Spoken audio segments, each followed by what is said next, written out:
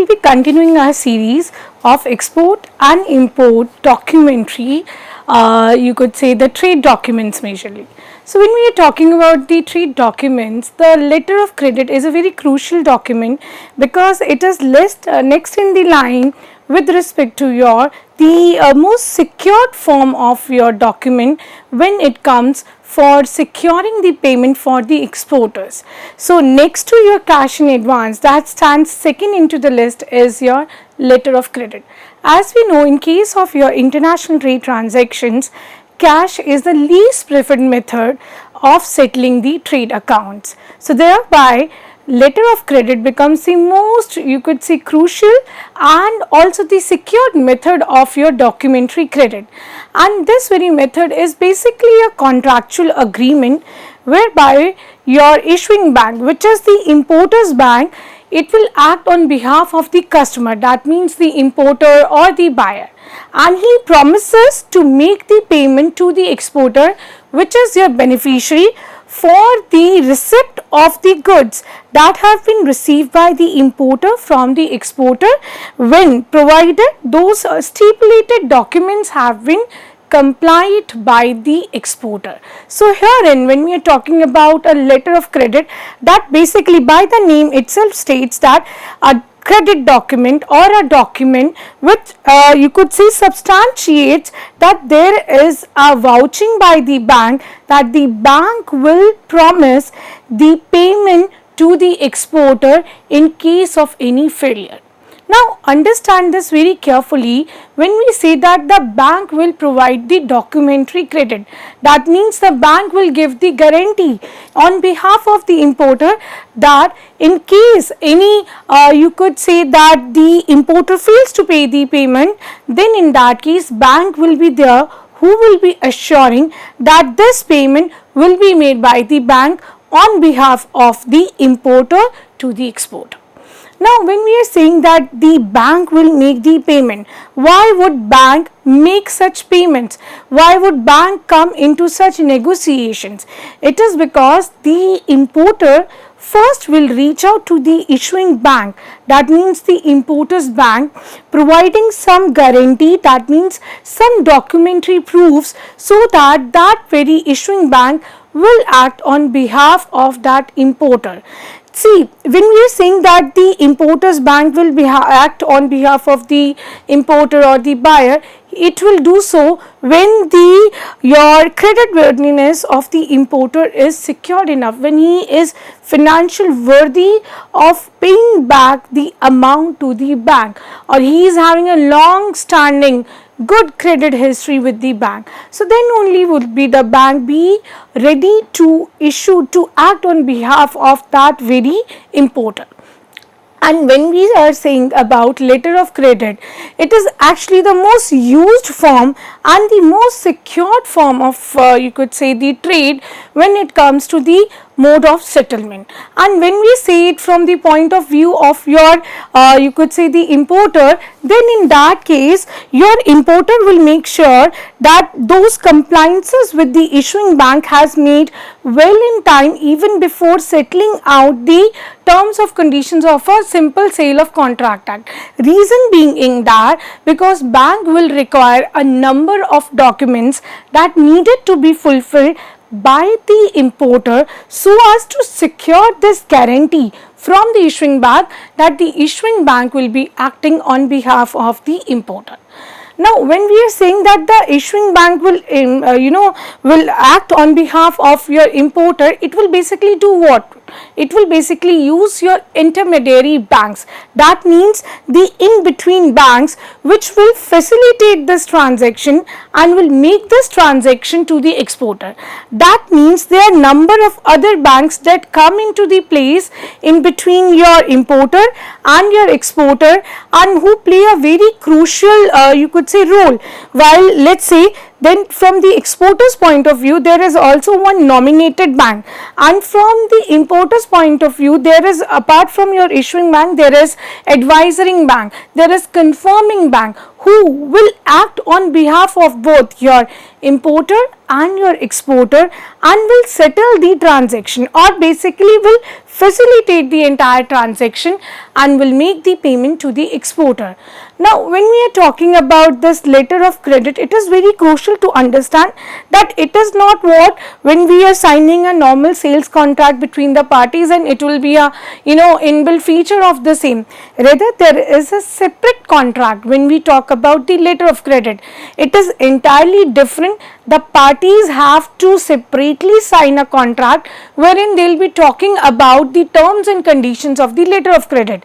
Whether that letter of credit will be a revocable one, whether that letter of credit will be an irrevocable one, whether it is going to be a confirmed letter of credit or at sight letter of credit. So, all these terms and conditions will be decided on a prior basis. That is why there is going to be a separate contract from your sales contract onto the basis of which this letter of credit will be prepared, and the banks are basically not concerned about that what sort of quality goods are being provided by the exporter to the importer. Rather, it is more concerned about that whether the compliance with respect to the mentioned documents has been done or not done.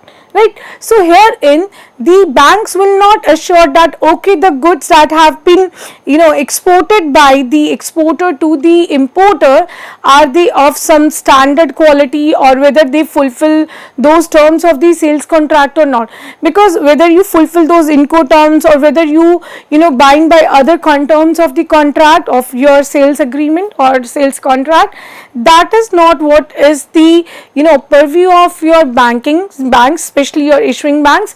That comes under the purview of your entirely sales contract. So, LC is basically a separate contract wherein the bank will only be concerned with that whatever documents being asked by the exporters bank or the exporters primarily, are those documents being submitted by the exporter or not, and whether those documents are meeting these stipulated criteria or not. So, that ways the banks will be affirming on to whether those conditions being satisfied or not.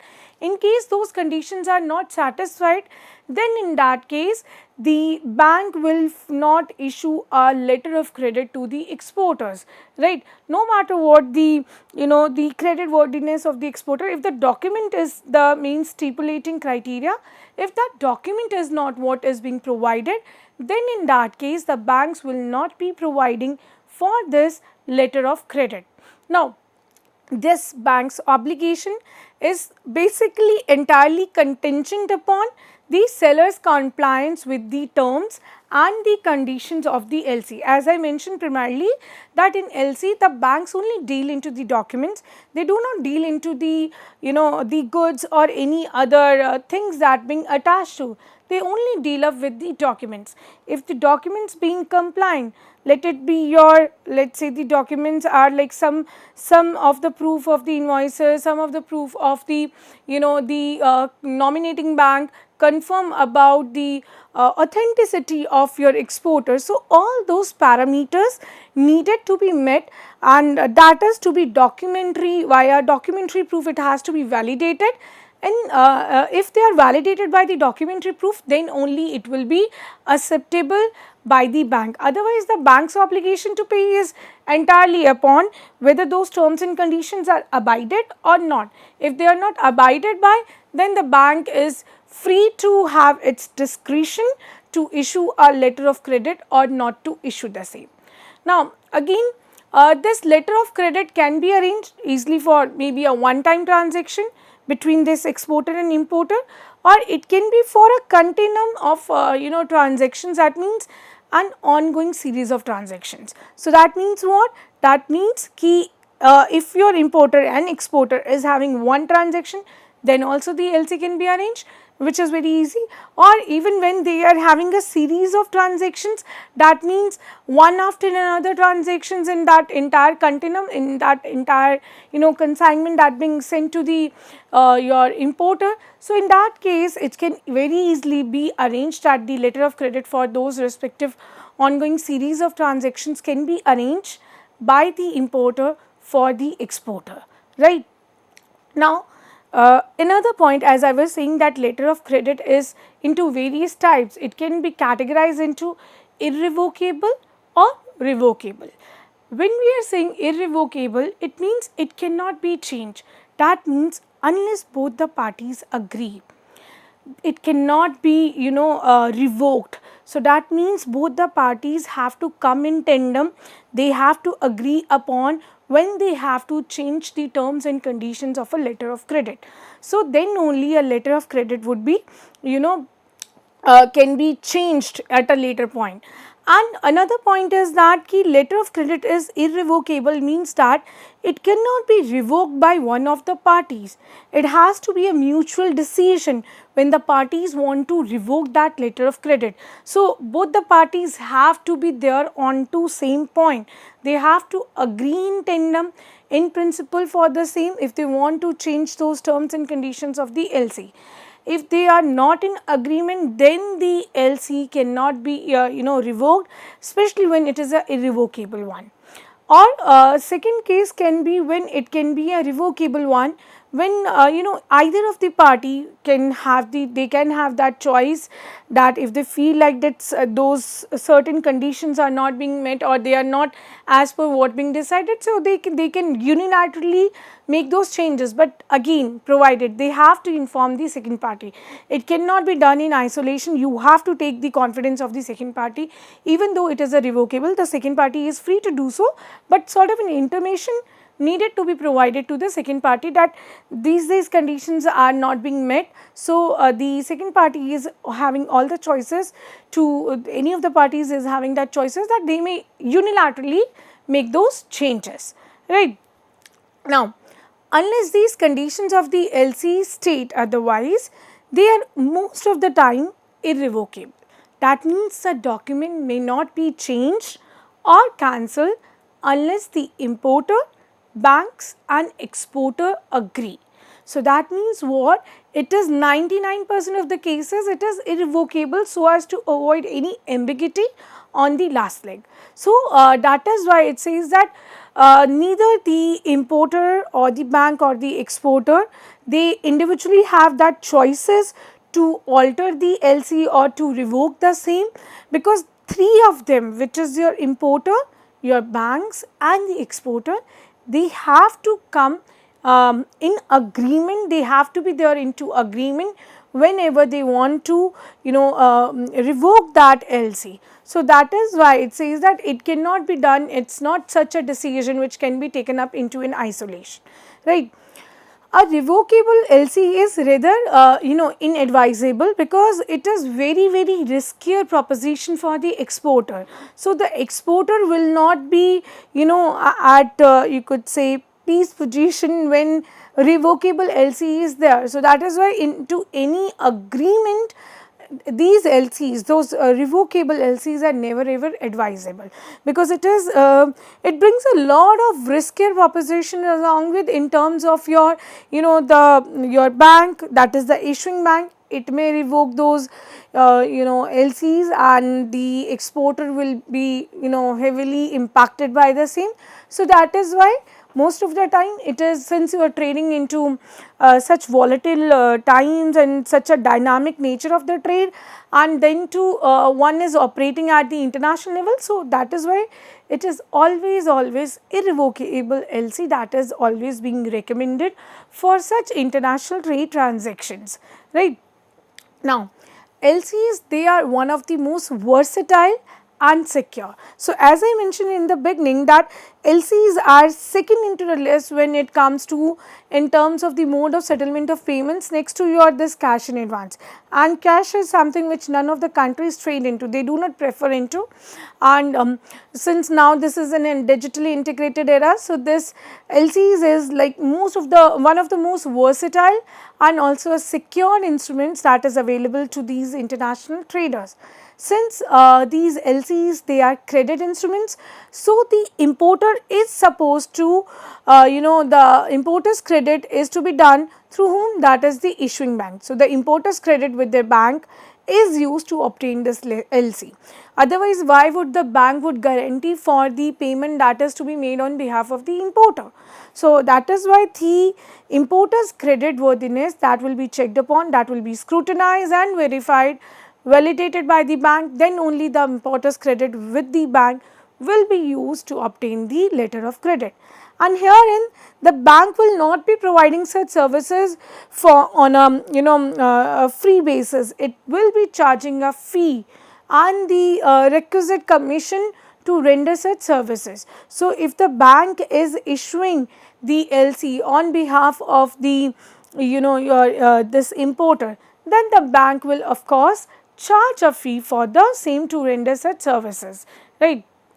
Also, LC is usable, very usable when we say that a reliable credit information about a foreign buyer which is very difficult to obtain, or if the foreign buyer's credit is unacceptable. Now, when we deal into foreign trade, it is different currencies that are operating. So, you need to have a common acceptable exchange mechanism. That is why LC comes into a very strong positioning, wherein, because herein we say we require something which is a very reliable credit, source of your this credit.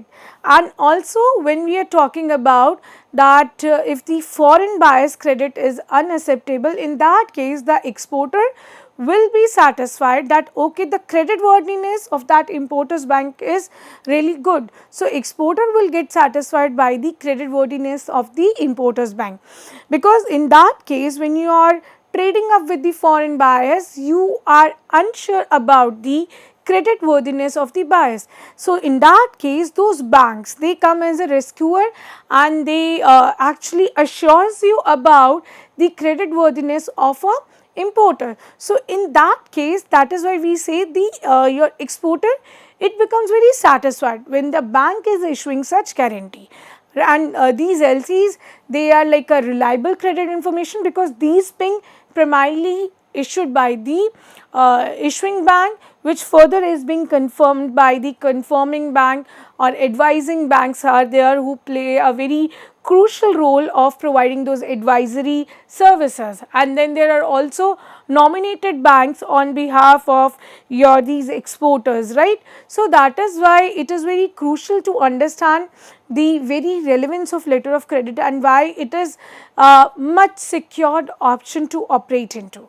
Now, apart from revocable and irrevocable, there are also one other format of letter of credit, which is your confirmed letter of credit. Now, confirmed letter of credit, that means, as the name states, that this is a greater degree of protection which is afforded to the exporter when an LC which is issued by a foreign bank is confirmed by a bank.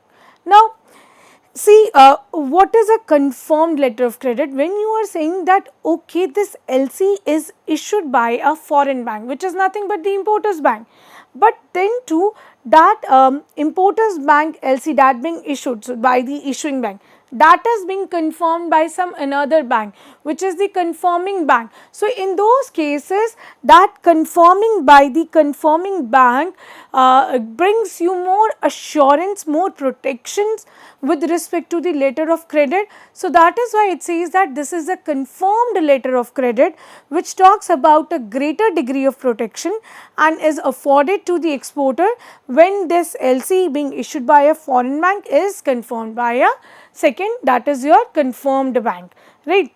Further on, exporters should consider getting these confirmed LCs. Now, why do we say that exporters should consider getting these confirmed LCs? Is that because this gives you the credit standing of a foreign bank.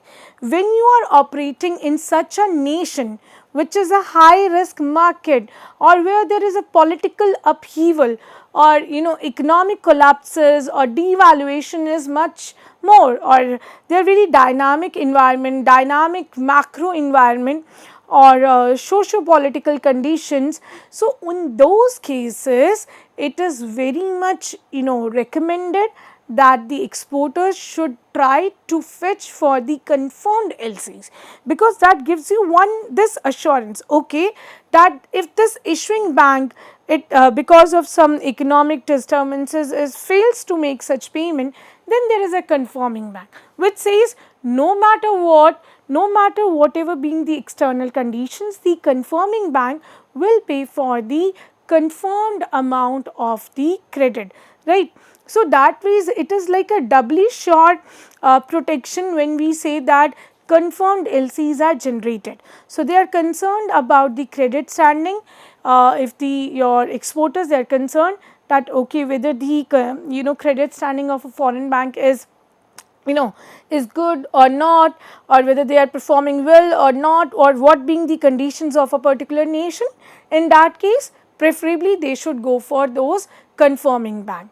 Now, this very illustration onto the screen gives you a very clear depiction about the role of your exporter, importer, nominated and issuing bank. Now, herein you would say, as I say into the beginning, that the documentary proof is something which is stipulated as a mandatory requirement when issuing a LC by the issuing bank. So, in this case, when those documents being issued by the or submitted by the exporter, whenever it being demanded by the importer. So, now what happens into this process, that exporter sends those shipment and they put them on board, and whatever being the document that being called up by the importers bank, so through that nominated bank of the exporter. So, exporters bank is the nominated bank which the exporter has nominated on its behalf to collect the amount from the issuing bank which is there on behalf of the importers bank. Now, through this depiction you can see that this nominated bank will do what? It will submit those documents and giving a proof that okay, the goods being dispatched by the exporter along with those invoices, and those documents will be submitted after being verified and validated. That nominated bank will submit those documents to the issuing bank. Now, issuing bank will be confirming it from the importer, and then to issuing bank will, after validating and verifying the documents that being submitted by the nominated bank, doing its due process, then it will issue the letter of credit in favor of that nominated bank, and nominated bank, after whatever the home clearances and other documentary requirement, will then credit the exporter's account with whatever the payment that being received from the issuer's bank. So, this is very very integrated, very holistic structure of how do they operate, what being the role of your freight forwarders, how do nominated banks perform, how do your issuing banks perform, and what is the role of these nominated banks or the issuing banks, and how do they go about the process, how do they mitigate also onto the risk factor. So, that ways they are very very detailed process of the same is outlined over here, wherein the task by the exporter is you can see that it will apply to an LC. First step is that your importer will apply for an LC to the issuing bank. Issuing bank will do its whatever the bank formalities are there, it will secure for scrutinize for the you could say the credit worthiness of the importers, and then will, when assured, once assured about the credit worthiness of the your importer, then it will further be affirming to act on behalf of the importers bank for such very transaction.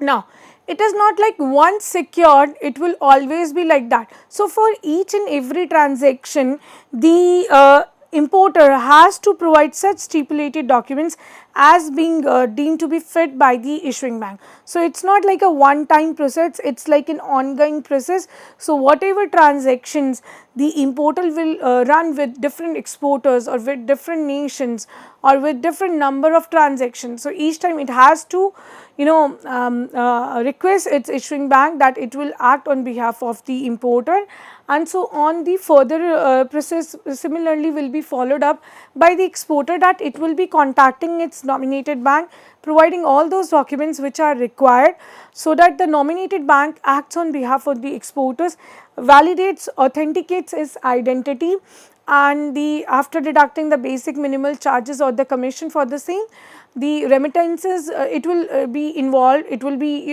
authorized to act on behalf of the exporter. So that is what is the very integrated process of how seamlessly your LCs are being issued, and how both the banks are working in tandem with each other so as to validate the documents both on behalf of the importer and the exporter. We will be continuing about this part in the second segment, and we will be discussing about further that what being the role of different banks, whether it is advising, confirming or the intermediary banks.